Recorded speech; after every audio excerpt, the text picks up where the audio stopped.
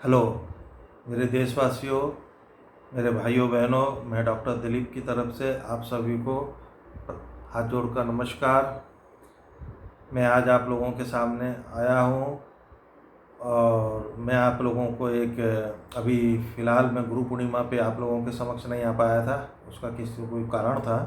एक गायत्री शक्तिपीठ का एक उद्घाटन हुआ था, तो मैं वहाँ पर बिजी था, तो उस समय मैं ये वीडियो नहीं बना पाया। तो मैं आप लोगों को एक बात बताना चाहता हूँ कि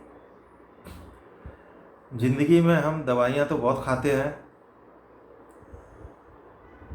और हमारा लाइफ स्टाइल भी ठीक नहीं है, ये तो मैं अच्छी तरह से जानता हूँ। क्योंकि आप किसी भी अपने फ्रेंड को, अपने घर में भाई बहनों को, माँ बाप को या अपने बच्चों को कहिए कि ये मत खाइए, ये मत खाइए, तो उनको वो थोड़ी देर के लिए हाँ हाँ हाँ हाँ कह देंगे, लेकिन वो करते अपने मन की ही है। तो वो कोई बात नहीं, लेकिन ठीक है। लेकिन मेरा कहने का मतलब ये है कि जो चीज़ हमें नुकसान कर रही है उसे हम क्यों लें, क्यों खाएं? ये हमारा शरीर जिसकी कीमत अनगिनत रुपीज़ है, उसके अंदर हम जैसे कचरे के डिब्बे में हम सामान डाल देते हैं, ऐसे हम खाते रहते हैं। हमारा शरीर इतना महत्वपूर्ण है, हमारे अंदर भगवान बैठा हुआ है, आत्मा बैठी हुई है और आत्मा ही परमात्मा का रूप है। तो मैं आप लोगों को एक बात बताना चाहता हूँ। आप किसी भी इष्ट को मानिए, भगवान शिव को मानिए, भगवान विष्णु को मानिए, भगवान ब्रह्मा जी को मानिए, माँ को मानिए, गुरु को मानिए, ये आपकी श्रद्धा पर डिपेंड है, लेकिन मानिए ज़रूर। क्यों मानना पड़ेगा? हमें अपना विश्वास जागृत करने के लिए ये बहुत ज़रूरी है कि हम किसी न किसी उस अदृश्य शक्ति की उपासना आराधना करें।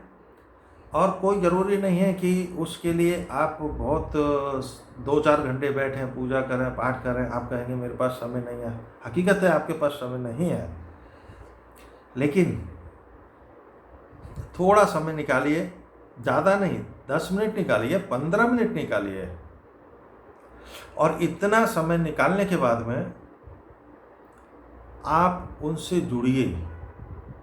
कुछ नहीं कर सकते हैं, गायत्री मंत्र का जप कीजिए। उस गायत्री मंत्र का जब चुपचाप रहकर अपने एकांत में बैठ के जब आप करेंगे तो वही ध्यान धारणा समाधि हो जाएगी। उसके लिए आपको अलग से कुछ करने की ज़रूरत नहीं है। गायत्री मंत्र को हमारे ऋषि मुनियों ने हमें प्रदान किया है और ये आवश्यक नहीं है कि कुछ लोग कहते हैं कि स्त्री नहीं कर सकती या और कोई नहीं कर सकता। हमारे गुरु जी कहते हैं, शांति कुंज वाले और भी हमारे दूसरे जो गुरु हैं, उन्होंने हमें गायत्री मंत्र की दीक्षा दी है।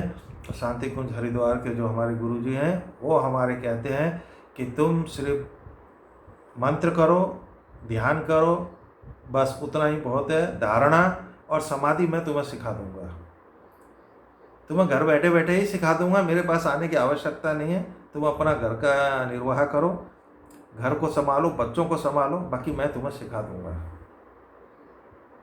और हमें क्या चाहिए? तो गायत्री मंत्र कीजिए। गायत्री मंत्र नहीं कर सकते हैं तो जिसको मानते हो उसी का ध्यान कीजिए, वो हमारी बीमारी को ठीक करेगा।